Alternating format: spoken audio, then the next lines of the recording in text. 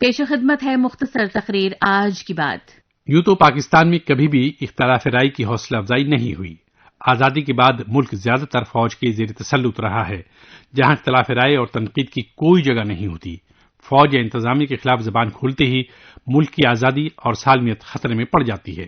یہ بات آج کی نہیں بلکہ جنرل ایوب خان کے عنان حکومت سنبھالتے ہی پاکستان کے بابائے قوم محمد علی جناح کی بہن محترمہ فاطمہ جناح ملک کی سالمیت کے لیے خطرہ بن گئی تھی اور انہیں غیر ملکی ایجنٹ قرار دے دیا گیا تھا۔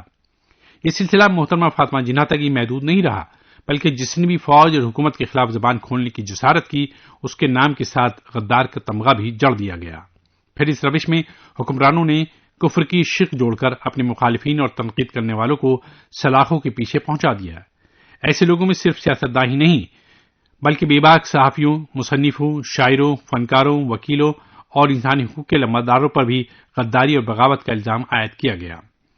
حکمرانوں نے اخبارات اور ٹیلی ویژن کا تو پہلے ہی ان طریقوں سے گلا دبا رکھا تھا، پھر بھی لوگوں نے سوشل میڈیا کو اظہار رائے کا وسیلہ بنا لیا۔ اخبارات کو تو اشتہارات اور دوسری مراعات بند کر کے کنٹرول میں کرنے کا حربہ اپنایا گیا، لیکن سوشل میڈیا پر ان کا زور نہیں چل رہا تھا۔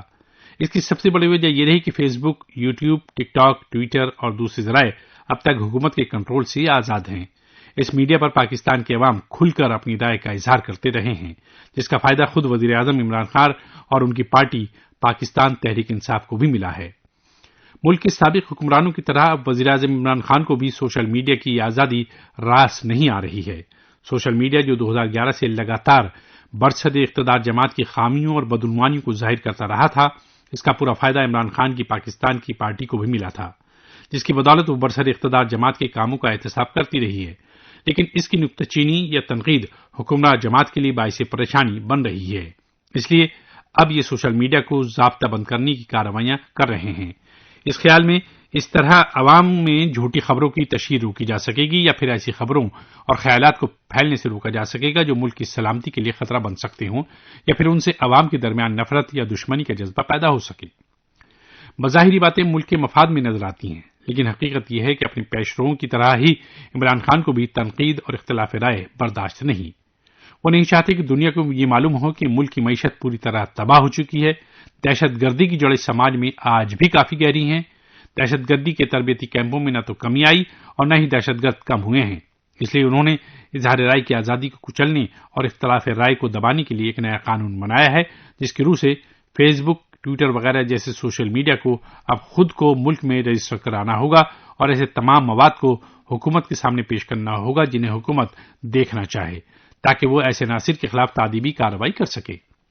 لیکن اس عمل میں عمران خان حکومت یہ بھول گئی کہ کسی بھی سیاسی پارٹی کا اقتدار دائمی نہیں ہوتا اور نہ ہی جمہوریت میں عوام کی رائے کو زیادہ دنوں تک دبایا جا سکتا ہے۔ آج انہوں نے اگر جمہوریت کے ایک اہم ستون کو کمزور کرنے کی کوشش کی ہے تو یہ برسر اقتدار آنے والی دوسری پارٹی کے لیے بھی ہتھیار ثابت ہو سکتی ہے، جسے ممکن ہے خود عمران خان کے خلاف استعمال کیا جائے، جیسا کہ ان کے پیشرو پاکستان مسلم لیگ نواز کے معاملے میں ہوا۔ انہوں نے بھی مخالفین کو دبانے کے لیے ایسے متعدد قوانین بنائے تھے۔ آج ان قوانین پر انہیں بھی پچھتاوا ہو رہا ہے۔ انہوں نے ایسے قوانین کو اپنے متعدد سیاسی حریفوں کو دبانے کے لیے استعمال کیا، لیکن سوشل میڈیا ان کی دسترس سے باہر تھا، کیونکہ ان کے صدر دفاتر پاکستان کی حدود سے باہر قائم ہیں۔ اس لیے ذرائع ابلاغ نے کھل کر پاکستان تحریک انصاف پارٹی اور عمران خان کی حمایت کی تھی، جس کے نتیجے میں وہ برسر اقتدار آئے۔ ہو سکتا ہے عمران حکومت کو اس پابندی سے کچھ فائدہ ہو اور وہ اس سے عوام کی آواز کو دبا بھی لیں، لیکن جب وہ اپنی باتیں دنیا کے سامنے پیش کرنا چاہیں گے تو اس قانون کا خمیازہ بھگتنا پڑے گا۔ قومی میڈیا کی ساکھ تو پہلے ہی ختم کر چکے ہیں، کون اس کی باتوں پر اعتماد کرے گا، یہ ایک بڑا سوال ہے۔ ابھی آپ سن رہے تھے آج کی بات۔